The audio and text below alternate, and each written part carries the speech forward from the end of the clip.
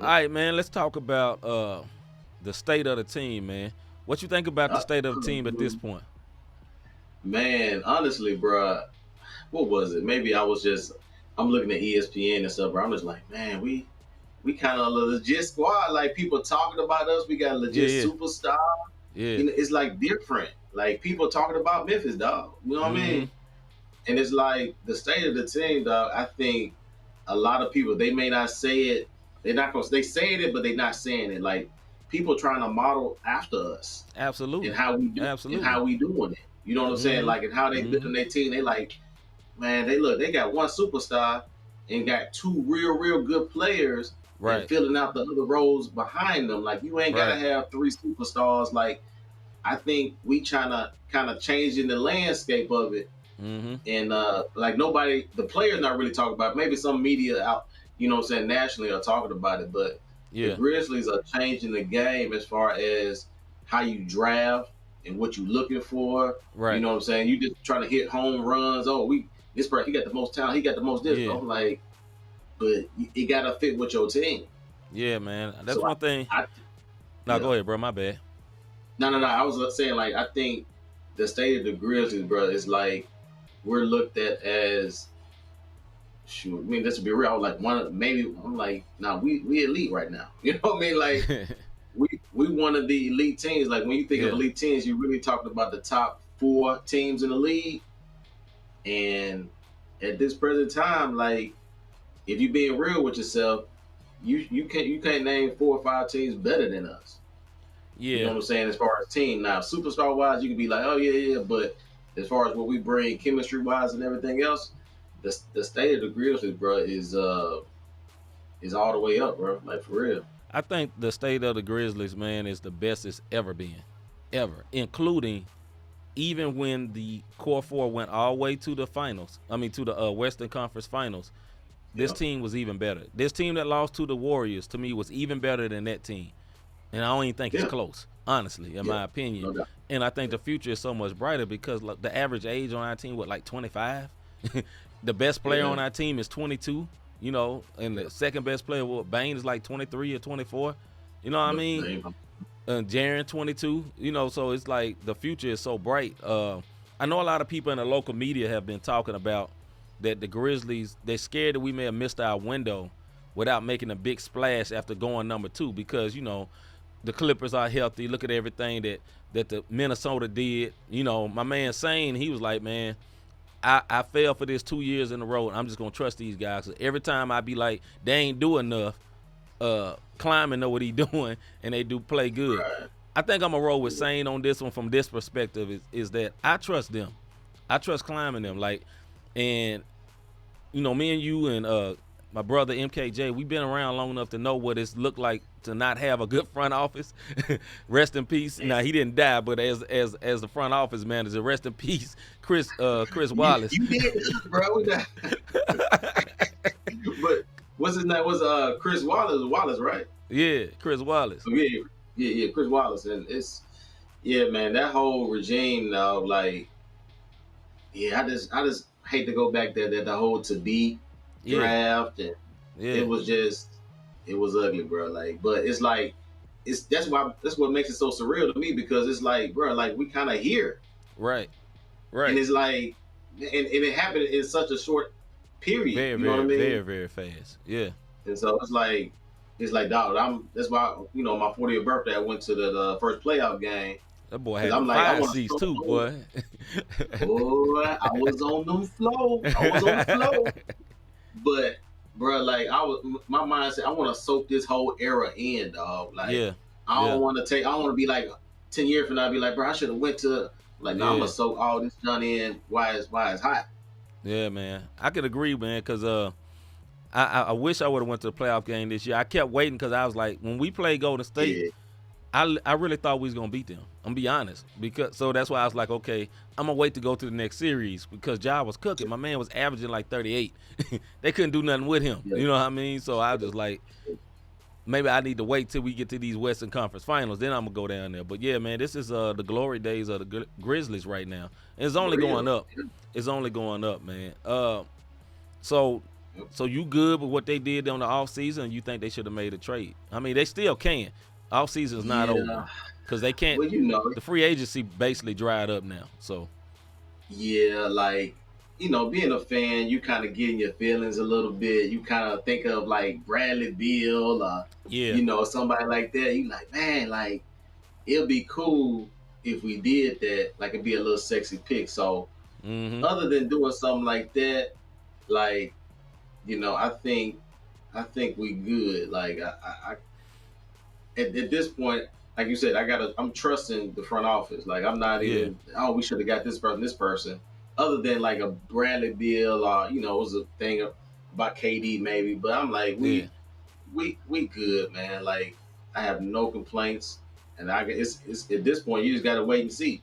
Right, right. Yeah, I think this year gonna be a very good year as well. Even with Jaren hurt, the front office is talking like this is not a big deal. And I know in Memphis we always think it's the worst. No, it's a big deal, and we all have our thoughts about Jaren. I have been the most supportive, I think, of him for the longest time. And this year, really, I was just like, man, this dude got on my nerves. But, Yeah, and you gave I more think grace when than he I got, did. I think. huh? I think you gave him little more grace than I did in the Yeah, oh beginning. yeah, A little yeah. bit. I'll give him the grace, man. Then I got frustrated, but I got to keep remembering this dude is 22. It's hard not to remember that because his contemporary is Ja Morant, and he's awesome. And it's hard not to think like, okay, you supposed to be awesome too, but Ja is like a diamond. You dig what I'm saying? Like Right. there ain't a whole lot of Yeah. Ja's out there. You know what I'm saying? This dude, a little bit taller than the normal dude, averaging leading the league in points in the paint. So Oh, and yeah. it's hard not to look at Jaren like, bro, what you doing? Because he on. Uh, I ain't gonna say he ain't got the same dog. It's just different. You know what I mean? And I think yeah. we want him to be a big man. And like I used to be like, nah, shoot the three. I'm like, bro, you got to mix it up. I mean, I want you to for every 2 threes you shoot, I want you to do 4 inside shots. You Right. know what I mean? Yeah. Like he gotta mix it up some. Like that's the thing with Jaren because I'm looking at him like it's cool you can get your bread and butter, but you know what I'm saying, you gotta know when and where to do it. So that's the only reason I be frustrated with his injuries and the Yeah, timing of it man. is because when he be in that flow, it's like I want you in training camp. I want you to start the season off. Right, So by the time Christmas time come around, you in your flow right, and not like in March, you know what I'm saying, right, trying to, play catch up. right. Yeah, that could hurt us, man, because I don't think he's ever really had an off season to work on nothing, to add nothing to his bag. Because I think that's what when they did the off season what you call them meetings or whatever, and the coaches like, yo, they gave him the biggest book of stuff to work on, and now he Mhm. can't do it because he gonna be training while the season going on, and then they're working to get him back, and then once he's healthy, they may put him back and may not. I mean, let's be real. The only person that gets to come back early for the Grizzlies is Ja. Everybody else I mean, Dylan, he ain't do nothing but twist his ankle. That bro was gone like half the season. Just this Right. past season. They are like extra, extra, extra careful. You know what I mean? Wasn't Jaron on the court when he got injured with They the said injury? I it was a heard. workout. Yeah. Like I think they Yeah, said he had put up some Instagram posts like, okay, let's get to work. And then I think right. like, the next day this brother is hurting, broke his foot or whatever, broke a part of his foot or whatever. But Yeah. I'm everybody's saying it's light work. I think I heard a comment from Climbing and even Ja was like, man, this is really nothing to be concerned about right. or to do anything. But didn't they also say that with the last one when he was out like, Forever. you know what I mean? Yeah, like 8 9 months. Right, You know what I'm right. saying? So I just want to see, but I want it like Jaren is a big piece of the squad, man. So I don't Absolutely. want. So it's like you said, if Roddy get going and Larava kind of get going during his absence, now you got to implement Trip back in, and then Mm-hmm. now they got to find they selling again. They rookies, you know what I Right, mean? right. And so that's the only piece that I'm like, that when he does come back, that that he comes back sooner than later, so the rookies can get used to playing with him and kind of know where they fit. Yeah, I agree, man. It's gonna be something to deal with. But with that being said, I'm optimistic. I am optimistic because I know a lot of the city is scared, and we like, man, it's doom and gloom. You know how Memphis is. We we can't never have nothing. Yes, we actually can. We got something good. Just accept it. You know, they ain't gonna never put us on TV, brother. We was on TV a lot this year, and though you think we gonna get that Christmas game? Absolutely against Golden State. So, Although I think it really should be the Celtics, but the Celtics, all the banter between them, you know, it could possibly end up being the Celtics, but I think we're gonna get a Christmas game. I do believe it. I believe it's the time because I believe Ja is that much of a big box office star. MKJ put in the chat the other day, he's number 2 jersey seller in France. Mm-hmm. That's right. Yeah, number 2 jersey sales in France is Ja Morant. Ja Morant is a big star, man. Like us Memphians got to get used to that. This is something different, brother. This is not. We love Conley. This is not Conley. Right. I remember everybody was happy Conley was kicking it with Kanye. I mean, okay, no, whoop-de-doo. Everybody want to kick it with Ja. I'm good with that. Like Ja is a totally different beast, man. Like absolutely. Like I said, that's why I want to soak in this whole era because it's like we can't take this dude is literally like a generational type of player. Absolutely. And it's like, but we got him in Memphis though, and not only is he in Memphis, he's one of us. Like right. Oh yeah, that you know what I'm saying? Like you say, dude from South Memphis. He got an uncle or somebody from South Memphis. He knows somebody in South Memphis that he grew up with or something, bro. Like he is just a South Memphis dude. Like he embraces the city. Like I don't know if you saw he put those new courts out there in Mount Moriah. Yeah. You know what I mean? Like it's not only he a superstar, but it's like it makes it even more enjoyable because he embraces the city and everything that's a part of it. You know what I mean? Like, it's like one of us out there, man. So it's an awesome thing, man. Like I think we're gonna get a chip out of it. Maybe not this year, but I think in his run, I mean, he just signed a deal 181, and then if he gonna make that team. Yeah, I think it's like 200 and something. If you become an All NBA team, then 231? Yeah. 231, so that's the biggest any Memphis Grizzlies ever been paid. Number one, and it's different, man. It's an exciting thing, man. So I'm really excited for the season, for real. I'm interested if they're gonna do any little trade. Like when this KD thing go down, you know, they're going to have to add other teams if they're going to go try to snatch somebody. I would really like to get my man, the dude from Utah, because Utah crushing right now because they talking about trading Donovan Mitchell and everybody. So I take that Bojan Bogdanovic. I take him over there. That'd be nice and let him fill in till Jaren get back. Something like that. I forgot about him. Yeah, he nice and he big. You know, he like 6'9", and thick dude. You know what I mean? Yeah, that would be nice right there. Like if we get, and honestly, what you think we're gonna do with Danny Green? You think we keeping him, or he just some bait we gonna toss around later? I really thought they were gonna get rid of him until I saw him at the summer league game sitting next to Taylor Jenkins. He was sitting right next to him. Then it was like him.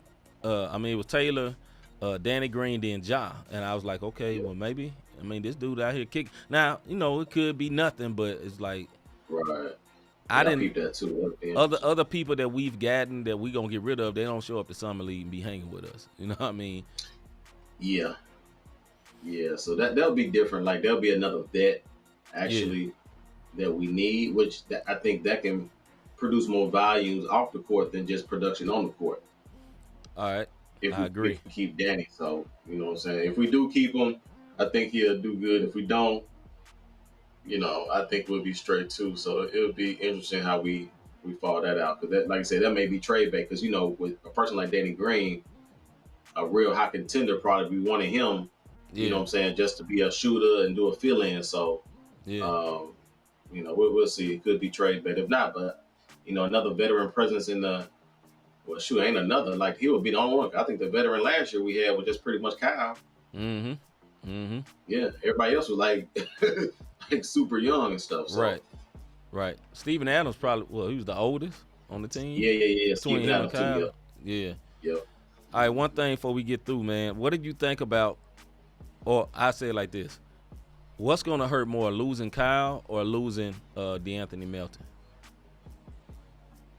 D'Anthony, man, Mm, D'Anthony, because like you said, that chemistry that he had with Ja, yeah, um, and also just defensively, I think he put out some of that stuff in the playoffs. You saw he was guarding some threes and some fours. You mm-hmm, know what I mean? Like mm-hmm, blocking the shots coming from the weak side and stuff. Like although Cal brought a lot to the squad, yeah, especially like ball handling and some playmaking, I think D'Anthony was like, you know what I'm saying, probably a little bit more valuable to what we did and how we played and yeah, that grit and you know what I'm saying and all that stuff. What do you yeah. think?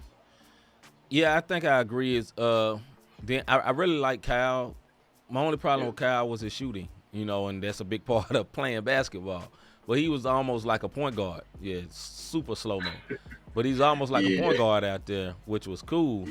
But yeah, I think they're gonna really miss D'Anthony. I hate they had to let him go, and I think the people that they got, because they traded like a first round draft pick, yeah, two Yeah. picks, and basically they got rid of him, took back Danny Green, and I think that's where they got Jake LaRavia, not Jake, yeah, probably Jake LaRavia, or either they did that for Roddy. I think they Roddy. did that for Yeah, Roddy, Roddy.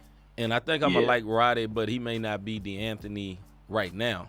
So Yeah. that's a scary thing. So I mean, that's really banking on the development and the coaches and all that, which I got faith in, man. But it still could be a scary thing because we know what D'Anthony is. But I knew they Right. can't pay him all. That's the problem, because like Bane finna get Yeah. paid. You know what I mean?